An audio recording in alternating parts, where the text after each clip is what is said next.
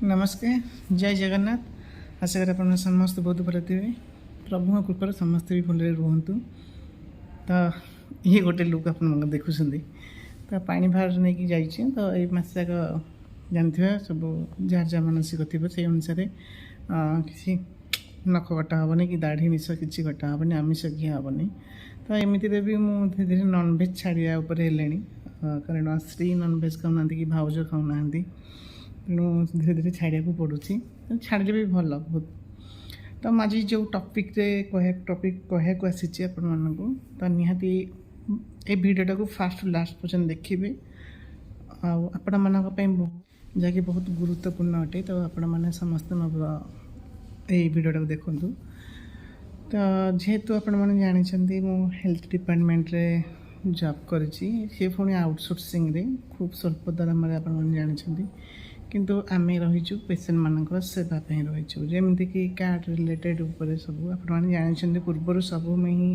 आपको हिंट्स देदेची तो एक्चुअली सब हॉस्पिटल मानक स्वास्थ्य मित्र मैंने ही रही आम भी रहीचु बाची कैंसर हॉस्पिटल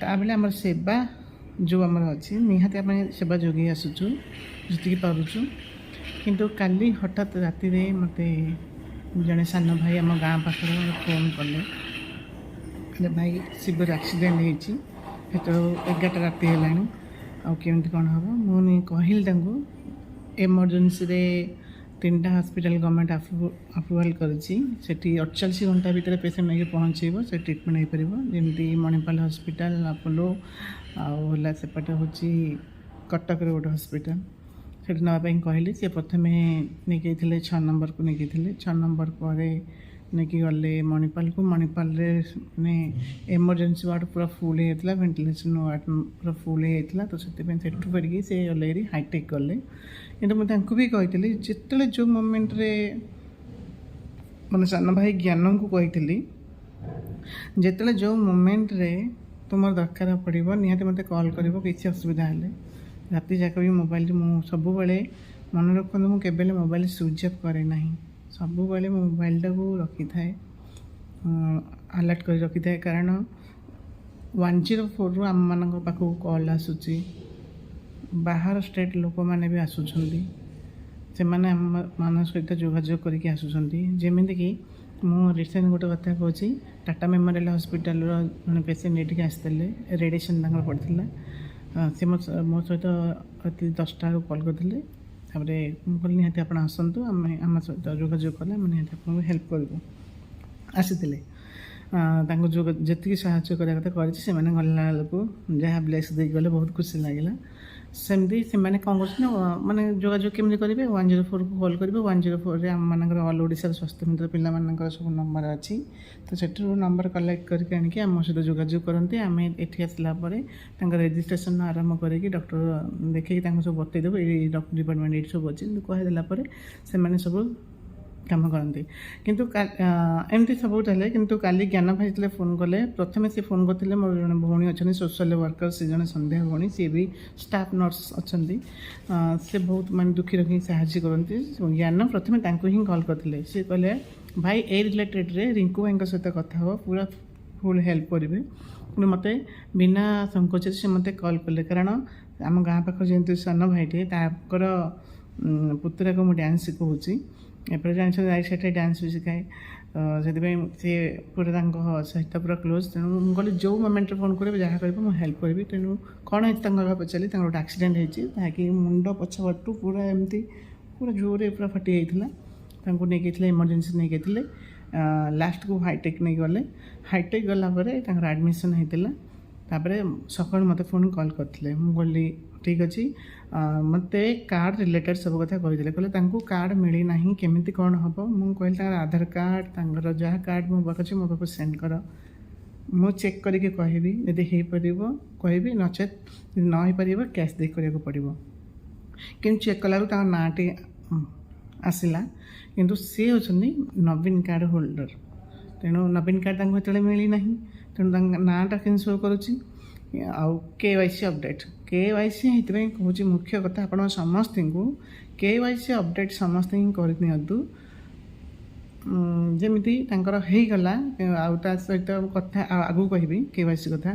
ତ ତାଙ୍କୁ କହିଲି ସବୁ, ମୁଁ କହିଲି କିଛି ଅସୁବିଧା ନା ଭାଇ, ଭୟ ଲାଗୁଛି କାଳେ ଏତେ ସାରା ଆମାଉଣ୍ଟ ତାଙ୍କର ଯେହେତୁ ମୁଣ୍ଡ ଫାଟିଯାଇଛି, ସର୍ଜରୀ ହେବ, ICU ଚାର୍ଜେସ୍, କେମିତି ଏତେ ଟଙ୍କା, ଗରିବର ଝିଅଟେ ସେ, ତାଙ୍କର କେହି ନାହାନ୍ତି ସାହା ଭରସା, ତେଣୁ କ'ଣ କରିବା। ତାଙ୍କ ସାଥିରେ ବି ଯିଏ ଆସୁଛନ୍ତି ସେମାନେ ବି ଜାଣିପାରୁନାହାନ୍ତି କିଛି, ତେଣୁ ଜ୍ଞାନ ଭାଇ ପୁରା ଅପଡ଼େଟ୍ ମୋତେ ଦେଉଥିଲେ। ମୁଁ କହିଲି ଜମାରୁ ବ୍ୟସ୍ତ ହେନି। ମୁଁ କ'ଣ କଲି, ସେଠାରେ ଆମର ଯେଉଁ ହାଇଟେକ୍ ହସ୍ପିଟାଲରେ ସ୍ୱାସ୍ଥ୍ୟ ମିତ୍ର ଅଛନ୍ତି ସେମାନଙ୍କ ସହିତ ଯୋଗାଯୋଗ କଲି। କଲା ପରେ ଭାଇ କିଛି ଅସୁବିଧା ନାହିଁ, ସେମାନେ ବି ମୋତେ ଚିହ୍ନିଛନ୍ତି, କହିଲେ ଭାଇ କିଛି ଅସୁବିଧା ନାହିଁ, ନିହାତି ଆମେ ହେଲ୍ପ କରିବୁ, ଆପଣ ପେସେଣ୍ଟ ସବୁ ଡିଟେଲ୍ସ ମୁଁ ଛାଡ଼ି ଦିଅନ୍ତୁ। ଡାକିକି ତାଙ୍କୁ ଫୋନ୍ କରି ଡକେଇଲେ, ସହାୟତା କେନ୍ଦ୍ର ଉଠେଇକି କଥା ହେଲେ ସବୁ। ଏଠି ବି ମୁଁ ହସ୍ପିଟାଲ ବି ଚେକ୍ କରିଦେଲି ତାଙ୍କର ରେଜିଷ୍ଟ୍ରେସନ୍ ହେଇପାରିବ ନା ନାହିଁ, କାରଣ ଏମର୍ଜେନ୍ସି ୱାର୍ଡ଼ରେ ଭର୍ତ୍ତି ଗଲା ପରେ ତାପରେ ସେମାନେ ତା ପରଦିନ କାର୍ଡ଼ ପ୍ରୋସେସିଂ କାମ କରିଥାନ୍ତି। ତେଣୁ ସେମାନେ ବହୁତ ସାରା ହେଲ୍ପ କଲେ, ଧନ୍ୟବାଦ ଦେଉଛି ସେଠାର ଭାଇ ଭଉଣୀମାନେ, ସ୍ୱାସ୍ଥ୍ୟ ମିତ୍ର ଭାଇ ଭଉଣୀମାନେ ବହୁତ ସାରା ହେଲ୍ପ କଲେ ଜ୍ଞାନ ଭାଇଙ୍କୁ, ଆଉ ତାଙ୍କ ରିଲେଟିଭ୍ ଯେଉଁ ଯାଇଥିଲେ ଲୋକମାନଙ୍କୁ ବହୁତ ହେଲ୍ପ କରିଛନ୍ତି। ତେଣୁ ମୋତେ ବହୁତ ପ୍ରାଉଡ଼ ଫିଲ୍ ହେଲା। ସେମାନେ ଆମକୁ ଯେତେବେଳେ ମୋତେ ଥ୍ୟାଙ୍କସ୍ ଜଣାଇଲେ, ମୁଁ କହିଲି ନାଇଁ ଏଇଟା ମୋ ପାଇଁ ଥ୍ୟାଙ୍କସ୍ ନୁହେଁ, ଏଇଟା ସମସ୍ତଙ୍କ ପାଇଁ ଥ୍ୟାଙ୍କସ୍।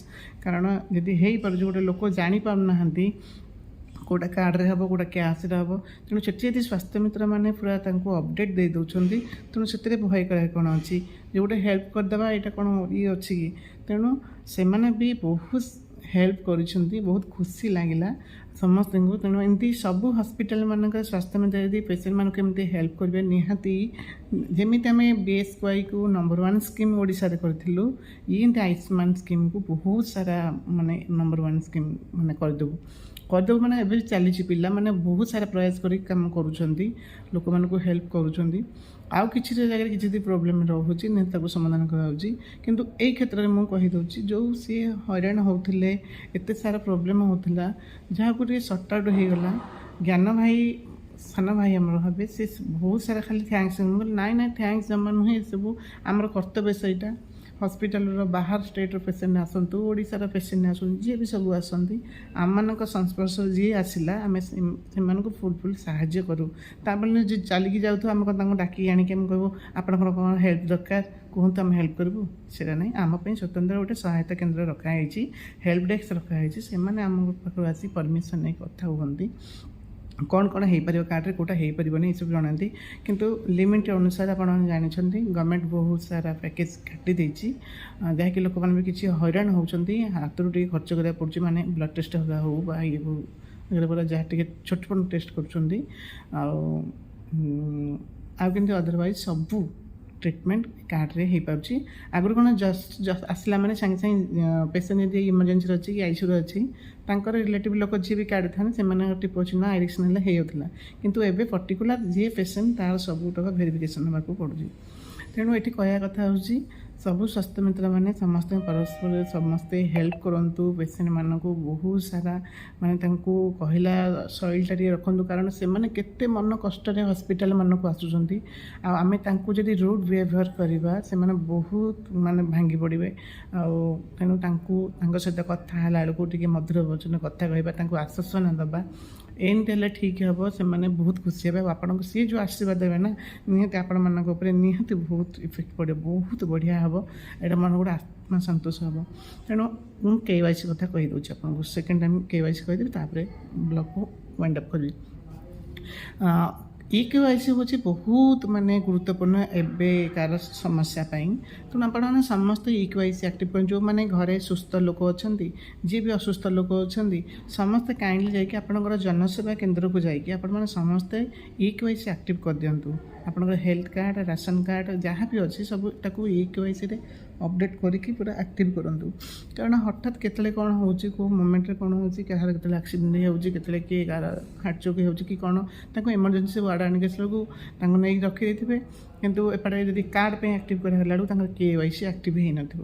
ତେଣୁ ଆପଣମାନେ ସମସ୍ତେ ଏତିକି ରିକ୍ୱେଷ୍ଟ କରୁଛି, KYC ଆପଣମାନେ ଯେହେତୁ ଘରେ ଅଛନ୍ତି, ଘର ପାଖରେ ଯେଉଁ ପ୍ରତି ଗାଁରେ ଗୋଟେ ଗୋଟେ ଜନସେବା କେନ୍ଦ୍ର ରହିଛି, ସେଠି ଯାଇକି KYC ଅପଡ଼େଟ୍ କରିଦିଅନ୍ତୁ, ଯାହାକି ଆପଣଙ୍କୁ ଯେକୌଣସି ହସ୍ପିଟାଲ ଗଲାବେଳକୁ ଆପଣଙ୍କ କିଛି ଅସୁବିଧା ନାହିଁ। ଏବେ ଗଭର୍ଣ୍ଣମେଣ୍ଟର ଗାଇଡ଼ଲାଇନ୍ ରୁଲ୍ସ ଅଛି, ଆପଣଙ୍କୁ ମୁଁ ଆଗରୁ ଜଣାଇଥିଲି, ଏବେ ବି ଜଣାଉଛି। ଯଦି ଆପଣଙ୍କ ପାଖରେ ନୂଆ କାର୍ଡ଼ ଏପର୍ଯ୍ୟନ୍ତ ସୁଦ୍ଧା ମିଳିନାହିଁ, ନୂଆ ଆୟୁଷ୍ମାନ କାର୍ଡ଼ ମିଳିନାହିଁ, ଆପଣ ଆପଣଙ୍କର ଆଧାର କାର୍ଡ଼, ଆପଣଙ୍କ ପୁରୁଣା ରାସନ କାର୍ଡ଼ ବା BSKY କାର୍ଡ଼ ଆଣିକି ଆସିଲେ ଆପଣଙ୍କର ଟ୍ରିଟମେଣ୍ଟ ହେଇପାରିବ। ଯଦି ବି ଆପଣଙ୍କର ପୁରୁଣା BSK କାର୍ଡ଼ ନାହିଁ, ଘର ରାସନ କାର୍ଡ଼ ବି ଅଛି ଆଉ ଆଧାର କାର୍ଡ଼ ଅଛି, ସେଇଟା ବି ଆଣିକି ଆସିଲେ ଆପଣ ଟ୍ରିଟମେଣ୍ଟ ହେଇପାରିବେ। ଜମାରୁ କେବେ ହେଲେ ସଂକୋଚ କରିବେ ନାହିଁ। ପ୍ରତି ପ୍ରାଇଭେଟ୍ ହସ୍ପିଟାଲ ମାନଙ୍କରେ ଏବେ ଧୀରେ ଧୀରେ ଗଭର୍ଣ୍ଣମେଣ୍ଟ ହସ୍ପିଟାଲ ମାନଙ୍କରେ ସ୍ୱାସ୍ଥ୍ୟ ମିତ୍ରମାନେ ରହିଲେଣି, ତ ଆପଣ ତାଙ୍କମାନଙ୍କ ସହିତ ପରାମର୍ଶ ନେଇପାରିବେ, କଥା ହେବେ, କ'ଣ ଡିଟେଲ୍ସ ବୁଝିବା ପାଇଁ ଜାଣିବାକୁ ଚାହିଁବେ। ଯଦି କାର୍ଡ଼ ନ ମିଳିଛି ଆପଣଙ୍କର ଆଧାର କାର୍ଡ଼ ଆଉ ପୁରୁଣା ରାସନ କାର୍ଡ଼, ଯଦି ହେଲ୍ଥ କାର୍ଡ଼ ପୁରୁଣା BSK କାର୍ଡ଼ ଥିବ, ଏଇଟା ଆଣିକି ଆସିଲେ ନିହାତି ଆପଣ ଟ୍ରିଟମେଣ୍ଟ ହେଇପାରିବେ। ଯଦି କୌଣସି ହସ୍ପିଟାଲ କିଏ ମନା କରୁଛି, ନିହାତି ମୋର ଗୋଟେ ଫେସବୁକ୍ ପେଜ୍ ଅଛି ସୁଧୀର କୁମାର ରିଙ୍କୁ, ମୋର ଇନଷ୍ଟାଗ୍ରାମ୍ ଅଛି ରିଙ୍କୁ ଲାଇଭ୍ ଭିଜନ୍, ଆପଣମାନେ ସେଠି ଯାଇକି ମୋତେ ମେସେଜ୍ କରିପାରିବେ, ମୋ ସହିତ ବି କଥା ହେଇପାରିବେ। ବିନା ଦ୍ୱିଧାରେ ପୁରା ଭଲ ଭାବରେ ବୁଝେଇଦେବି ଆପଣଙ୍କୁ। ଆଉ ମୋତେ କଣ୍ଟାକ୍ଟକୁ ଯୋଗାଯୋଗ କରିବେ। ମୁଁ କାରଣ ସମସ୍ତଙ୍କୁ ହେଲ୍ପ କରୁଛି, ଆପଣଙ୍କୁ କାହିଁକି ହେଲ୍ପ କରିବେନି। ତେଣୁ ହେଲ୍ପ କଲେ ମୋ ଦେହ ମୁଣ୍ଡ ଖଣ୍ଡିଆ ହେଇଯାଉନି କି କିଛି ମୋର ଏନର୍ଜି ଶେଷ ହେଇଯାଉନାହିଁ। ତେଣୁ ଏଇ ଯେହେତୁ ଯେଉଁ ପୋଷ୍ଟରେ ଅଛି ସେଇ ପୋଷ୍ଟ ପାଇଁ କାମ କଲେ ନିଜକୁ ଆତ୍ମା ଶାନ୍ତି ଲାଗିବ, ବହୁତ ଖୁସି ଲାଗିବ। ତେଣୁ ଏଇଠି ମୁଁ କହିବାର ଅଛି, ଯେଉଁ ମୋମେଣ୍ଟରେ ଆପଣ ଏମର୍ଜେନ୍ସି ମୋମେଣ୍ଟରେ ଯିଏ ବି ଫୋନ୍ କରୁଛନ୍ତି, ନିହାତି ଆମେମାନେ ହେଲ୍ପ କରୁଛୁ। ଆଉ ଅନ୍ୟ ହସ୍ପିଟାଲ ମାନଙ୍କରେ କି କେଉଁଠି କେମିତି କେଉଁ ଆପଣମାନଙ୍କର ଅସୁବିଧା ହେଉଛି ନିହାତି ଆମକୁ ଜାଣିବେ। ତ ମୁଖ୍ୟ କଥା ମୁଁ କହିଲି, KYC ଆପଣମାନେ ସମସ୍ତେ ଅପଡ଼େଟ୍ କରନ୍ତୁ। ଯଦି କିଛି କାର୍ଡ଼ ରିଲେଟେଡ଼ ଉପରେ ଜାଣିବାକୁ ଚାହୁଁଛନ୍ତି, ପ୍ରାଇଭେଟ୍ ହସ୍ପିଟାଲ ମାନଙ୍କରେ ସ୍ୱାସ୍ଥ୍ୟ ମିତ୍ରମାନେ ଲେଖା ହେଇଛି ଆପଣଙ୍କ ସହାୟତା କେନ୍ଦ୍ର ହେଲ୍ପ ଡେସ୍କ, ସେମାନେ ବସୁଛନ୍ତି, ତାଙ୍କ ସହିତ ଆପଣ ଦେଖା ହେଇକି କଥା ହେଇକି ଯୋଗାଯୋଗ କରିପାରିବେ। ଆଉ ଆପଣଙ୍କର ଯାହା ବି ଡାଉଟ୍ ଥିବ ନିହାତି ସେମାନେ କ୍ଲିୟର କରିଦେବେ। ତ ମୋତେ ସାନ ଭାଇ ଜ୍ଞାନ ମୋତେ ଯେତିକି ଥ୍ୟାଙ୍କ ଦେଉଛି, ମୁଁ ଥ୍ୟାଙ୍କ ଦେଇଦେଉଛି ମୋର ହାଇଟେକ୍ ହସ୍ପିଟାଲ ଯେତେ ସ୍ୱାସ୍ଥ୍ୟ ମିତ୍ର ଆଉ ତାଙ୍କ ହସ୍ପିଟାଲରେ ଯେତେ ଷ୍ଟାଫ୍ ଅଛନ୍ତି, ସେମାନେ ବହୁତ ସାରା ହେଲ୍ପ କରୁଛନ୍ତି। ତ ସେମାନଙ୍କୁ ବି ମୋ ହୃଦୟରେ ବହୁତ ବହୁତ ଧନ୍ୟବାଦ। ସମସ୍ତ ଭାଇ ଭଉଣୀ ଭଲରେ ରୁହନ୍ତୁ। ସବୁ ହସ୍ପିଟାଲର ଷ୍ଟାଫ୍ମାନେ ବି ବହୁତ ଭଲରେ ରୁହନ୍ତୁ, ଯେଉଁମାନେ କି ଏମର୍ଜେନ୍ସି ସମୟରେ ଲୋକମାନଙ୍କୁ ସେବା ଯୋଗାଇ ଦେଉଛନ୍ତି। ଆଉ ଏ ସ୍କିମ୍ ଯେମିତି ନମ୍ବର 1 ସ୍କିମ୍ ହଉ, ବି ଆଗରୁ ଯେମିତି BSK ନମ୍ବର 1 ସ୍କିମ୍ ହେଇଥିଲା, ଆୟୁଷ୍ମାନ ଏମିତି ନମ୍ବର 1 ସ୍କିମ୍ ହଉ, ଏତିକି ମୁଁ ଚାହୁଁଛି। ସମସ୍ତେ ଭଲରେ ରୁହନ୍ତୁ, ସୁଖରେ ରୁହନ୍ତୁ। ଆଜି ଯେମିତି ବହୁତ ସମସ୍ତଙ୍କ ଭଲରେ କଟୁ। ରହୁଛି, ଜୟ ଜଗନ୍ନାଥ।